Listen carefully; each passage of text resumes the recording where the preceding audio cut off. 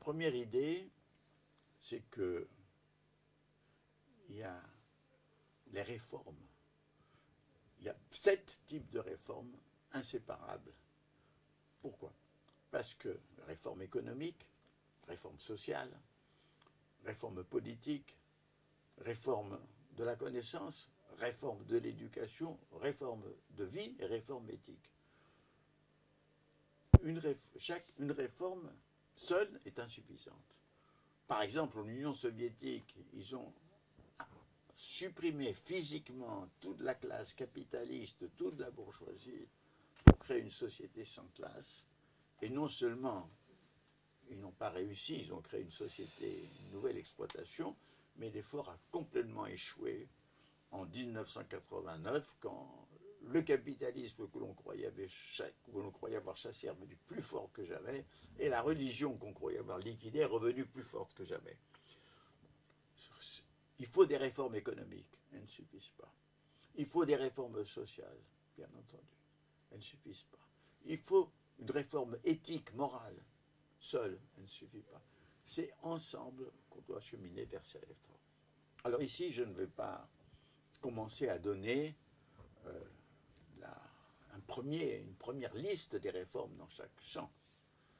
Ce que l'on peut comprendre déjà, c'est à quel point la réforme de la connaissance est indispensable, puisque notre connaissance actuelle nous empêche, nous rend aveugles.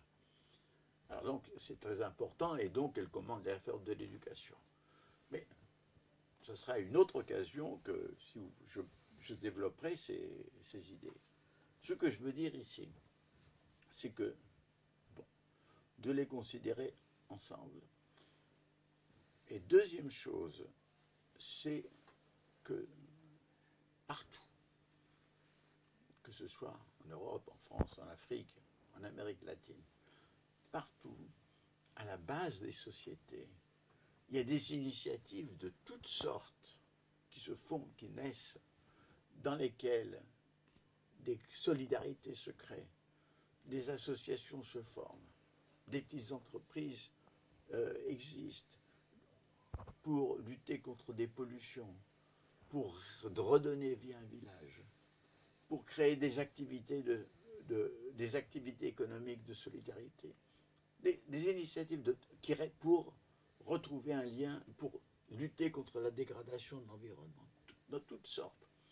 Et un des objets de notre travail, ça sera non pas de faire l'encyclopédie de tous ces mouvements qui existent, mais de recenser les types principaux de ces réformes à l'état naissantes, isolées, séparées, compartimentées, et de les relier.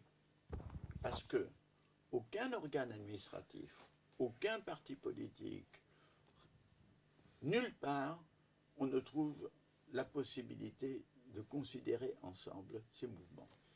Alors, notre travail, si pour le synthétiser, c'est que d'un côté, on formule des voies, mais on montre aussi que chacune de ces voies a déjà des commencements séparés, isolés, et que tout ceci, disons, est déjà potentiel.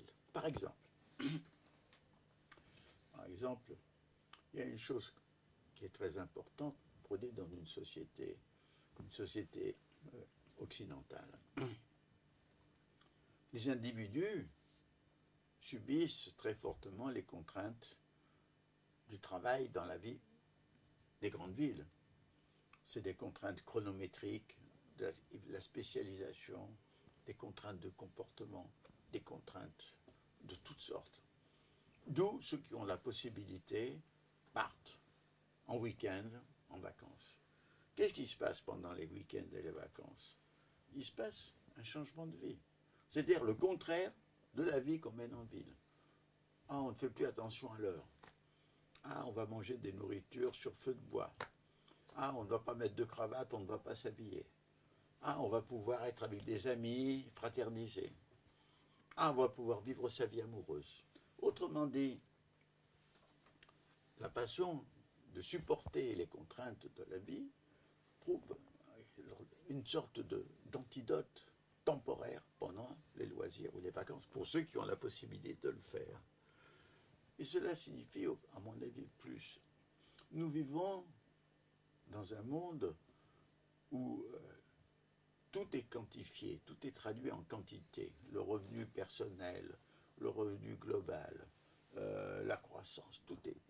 Et on oublie, avec le quantitatif, qu'il y a des choses, que les choses les plus importantes de la vie ne peuvent pas être quantifiées. On pense que l'amour, le bonheur, la paix de l'âme, ces choses-là ne peuvent absolument pas être calculées. On peut améliorer les indices quantitatifs, par exemple, mais il n'y a pas de vrai indice du bonheur ou de la satisfaction. Vous pouvez ajouter, comme l'a fait Amartya Sen, en disant un indice qui tient compte du degré de scolarité, qui tient compte du degré d'hygiène, qui tient compte de certaines conditions extérieures. Mais ça ne peut pas. Et il faut dire que quand on prend le problème de l'argent, chacun, au fond de lui-même, sait que plus important que l'argent est la joie et le bonheur. Mais quand on manque, quand on n'a pas le bonheur, qu'on n'a pas l'amour, qu'on n'a pas la compréhension, alors qu'est-ce que c'est? L'argent, c'est la compensation à ce manque. On va aller vers l'argent pour oublier, pour se consoler, on va faire des achats, on va accumuler, on va faire un voyage. Donc, je pense que chacun, dès qu'il aura l'occasion, comprendra que l'important pour lui, c'est une vie, je dirais, avec mon langage à moi, je dirais une vie poétique. Pourquoi est-ce que je dis une vie poétique? Parce que je peux penser que la vie se divise en deux parties. La partie prosaïque, ce sont les choses que l'on fait par obligation, qui ne nous intéressent pas, qui ne nous plaisent pas, mais c'est pour gagner notre vie, pour notre survie. Mais vivre, c'est bien plus que survivre. Et du reste, malheureusement, jusqu'à présent, la politique s'occupe de survivre et jamais du vivre. Vivre, c'est s'épanouir, c'est vivre en communauté, c'est vivre en conformité avec soi-même et avec les autres. C'est ça la poésie. C'est vivre poétiquement, c'est vivre selon ses inspirations. Or, on ne peut pas vivre totalement poétiquement, mais il ne faut pas aussi que nous laissions esclavagisés par la partie prosaïque. Et si on montre que l'issue n'est pas dans le toujours plus du développement de l'argent, de la quantité de biens, etc., avec bien entendu une série de choses quantifiables qui nous sont devenues utiles, mais si l'essentiel est en dehors de tout ceci et dans vraiment le développement de sa propre personne, de sa propre vie, alors je crois qu'il sera facile de comprendre qu'il faut essayer d'aller vers cette voie nouvelle. Alors, je conclus. Dans l'histoire, les grandes aventures ont toujours eu des débuts extrêmement modestes. Il faut penser que l'aventure du christianisme a eu un début très modeste avec quelques apôtres et qu'il a fallu 2 siècles au sein de l'Empire romain pour que le christianisme devienne une force. Les débuts de l'islam ont été très modestes. Mohammed a été chassé de la Mecque, a dû se réfugier à Médine. Et puis c'est devenu une force historique formidable. Les débuts du capitalisme ont été très modestes dans une société féodale où il était un parasite. Et puis il s'est déchaîné et il a détruit la société féodale et il s'est nourri de ses reliques culturelles. Les débuts du socialisme étaient très modestes, c'était quelques penseurs au XIXe siècle, isolés, considérés comme des fous, et pourtant le socialisme est devenu une force sociale. Donc je pense que nous sommes dans un moment de début. Nous voyons des signes multiples, pas seulement dans toutes ces initiatives, mais aussi, je dirais, dans ce qu'on appelle l'altermondialisme, où en dépit du parasitisme et de certaines idéologies, il y a la prise de conscience que nous sommes tous des citoyens de la terre patrie. Bon, nous sommes à une période de début, et le but de ce travail est de montrer qu'une voie est possible. Pourquoi? Parce qu'une chose qui paralyse, c'est que dans la situation actuelle, les anciennes générations qui ont cru au socialisme, au communisme, qui ont cru au capital, qui ont cru à l'économie de marché, qui ont cru à la solution des problèmes. Ces anciennes générations sont désappointées, désenchantées et n'ont plus d'espoir. Les nouvelles générations, ils arrivent dans un monde sans futur. Nul ne peut dire ce que sera demain.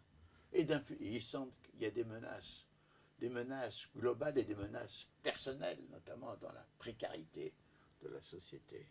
Là aussi, il n'y a pas d'espoir. Montrer qu'une voie est possible. Et le possible ne veut pas dire certain. Que l'espérance est possible. Et l'espérance, je le répète, peut dire certitude. Montrer qu'un chemin est ouvert à l'espérance, c'est une chose qui peut contribuer puissamment à progresser dans la voie, à amplifier cette voie et aller vers cette métamorphose que nul ne peut encore imaginer, parce qu'avant, une création ne peut jamais ce que c'est que ce qui arrivera après. Mais c'est ça le problème. Et c'est pourquoi, donc, nous allons proposer ce travail sur les 13 réformes.